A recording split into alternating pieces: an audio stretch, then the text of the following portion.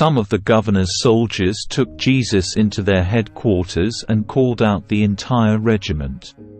They stripped him and put a scarlet robe on him.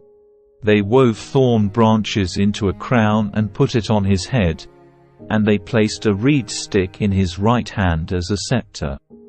Then they knelt before him in mockery and taunted, "Hail, King of the Jews!" And they spat on him and grabbed the stick and struck him on the head with it. When they were finally tired of mocking him, they took off the robe and put his own clothes on him again. Then they led him away to be crucified. Along the way, they came across a man named Simon, who was from Cyrene, and the soldiers forced him to carry Jesus's cross.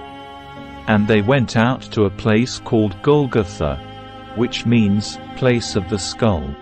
The soldiers gave Jesus wine mixed with bitter gall. But when he had tasted it, he refused to drink it. After they had nailed him to the cross, the soldiers gambled for his clothes by throwing dice. Then they sat around and kept guard as he hung there.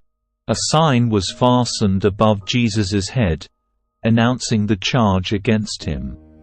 It read, "This is Jesus, the King of the Jews." 2 revolutionaries were crucified with him, one on his right and one on his left. The people passing by shouted abuse, shaking their heads in mockery. "Look at you now," they yelled at him. "You said you were going to destroy the temple and rebuild it in 3 days. Well then, if you are the Son of God, save yourself and come down from the cross." The leading priests, the teachers of religious law, and the elders also mocked Jesus. "He saved others," they scoffed, "but he can't save himself.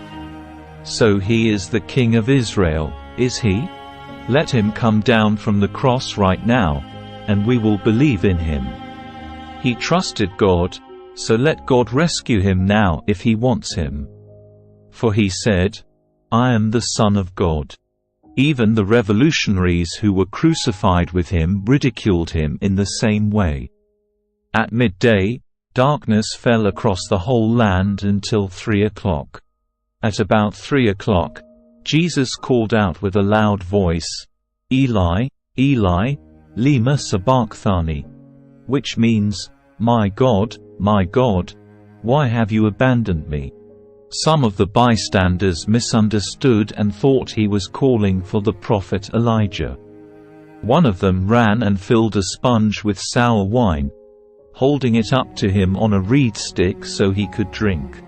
But the rest said, "Wait.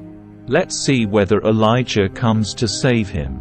Then Jesus shouted out again, and he released his spirit.